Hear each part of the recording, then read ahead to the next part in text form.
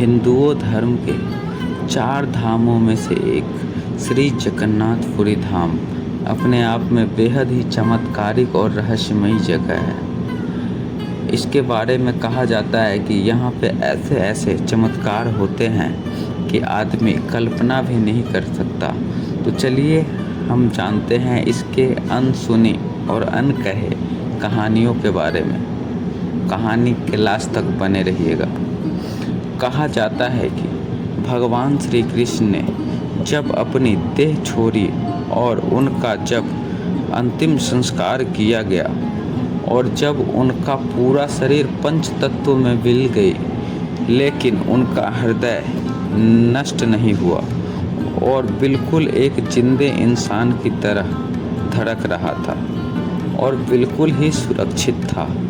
और ये बात बहुत कम लोगों को पता होगा कि आज भी ये हृदय बिल्कुल सुरक्षित है, जो कि जगन्नाथ भगवान की काठ की मूर्तियों में बसा हुआ है और धड़कता रहता है। जब भी भगवान जगन्नाथ मंदिर की सफाई होती है तो ये सोने से बने हुए झाड़ू से होती है। भगवान जगन्नाथ को कलयुग का भगवान भी कहा जाता है। उड़ीसा के पुरी में भगवान जगन्नाथ जी अपनी बहन सुभद्रा और भाई बलराम के साथ विराजमान हैं। परंतु भगवान जगन्नाथ से जुड़े हुए बहुत से ऐसे भी रहस्य हैं जिसका आज तक कोई पता नहीं कर सका। जगन्नाथ भगवान की प्रतिमा हर 12 वर्ष बाद बदल दी जाती है और जब प्रतिमा को बदलना होता है तो पुरी में हर जगह की लाइट बंद कर दी जाती है। मंदिर के चारों तरफ CRPF जो अपने देश की सेना है उसको लगा दिया जाता है ताकि कोई भी व्यक्ति मंदिर में घुस न पाए।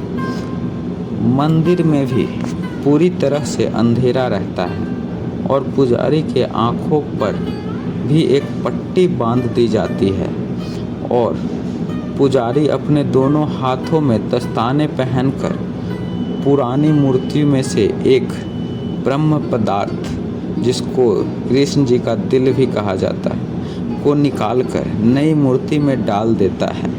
ये पदार्थ क्या है आज तक कोई पता नहीं लगा सका और हजारों वर्षों से एक मूर्ति से दूसरी मूर्ति में यह परिवर्तित होते रहते हैं।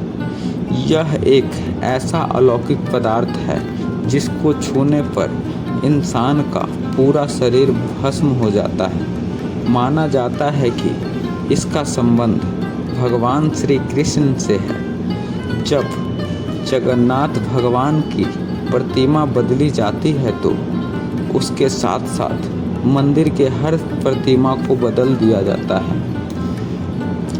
प्रतिमा तभी बदला जाता है जब आषाढ़ के 2 महीने आते हैं। वैसे 12 से 14 सालों में एक बार होता है।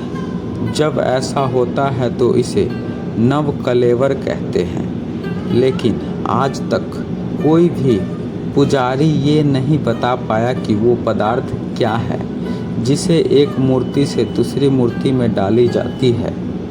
जिन पुजारियों ने उस पदार्थ को हाथ लगाया उनका कहना है कि यह खरगोश की तरह उछलता रहता है और आज भी हर साल जगन्नाथ यात्रा के पहले वहाँ का राजा स्वयं अपने हाथों से सोने के झाड़ू से झाड़ू लगाता है। और इस मंदिर की एक खास बात ये भी है कि जैसे ही हम मंदिर के सिंह द्वार से पहला कदम अंदर की ओर रखते हैं तो समुद्र के लहरों की आवाज़ें सुनाई देने बंद हो जाती है, जबकि जैसे ही मंदिर से एक कदम बाहर रखेंगे अपने कदम, समुद्र के लहरों की आवाज़ तेज़ी से कानों में सुनाई देने लगती है। ये भी अपने आप में एक चमत्कार ही है। अक्सर मंदिरों के ऊपर पक्षी बैठे हुए दिखाई देते हैं, परंतु जगन्नाथ मंदिर के ऊपर से कोई भी गुजरता हुआ नहीं दिखाई देता और मंदिर पर लगा हुआ झंडा हमेशा हवा के उल्टी दिशा में लहराता है और पूरे दिन किसी भी समय भगवान जगन्नाथ मंदिर के मुख्य शिखर की परछाई नहीं बनती है। मंदिर के लगभग 45 मंजिल ऊपर लगे झंडे को प्रतिदिन बदला जाता है, क्योंकि ऐसा माना जाता है कि अगर एक भी दिन यह नहीं बदला गया तो पूरे मंदिर 18 सालों के लिए बंद हो जाएगी। और मंदिर के शिखर पर एक सुदर्शन चक्र लगा हुआ है, जिसको हर दिशा से देखने पर उसका मुख आपकी तरफ ही दिखेगा। मंदिर के प्रसाद जब बनता है तो उसको पकाने के लिए एक के ऊपर एक बर्तन रखा जाता है और नीचे लकड़ी की आग लगाई जाती है और सबसे ऊपर रखे हुए बर्तन का प्रसाद सबसे पहले पकता है। ये भी अपने आप में एक चमत्कार है। जगन्नाथ भगवान मंदिर में कभी प्रसाद घटा नहीं। और सबसे आश्चर्य की बात यह है कि मंदिर के कपाट जब बंद होते हैं तो प्रसाद भी अपने आप समाप्त हो जाता है। तो ये रही जगन्नाथ भगवान के कुछ चमत्कारिक शक्ति के बारे में कहानी। आपको कैसी लगी और क्या आप गए हो जगन्नाथपुरी धाम मंदिर में?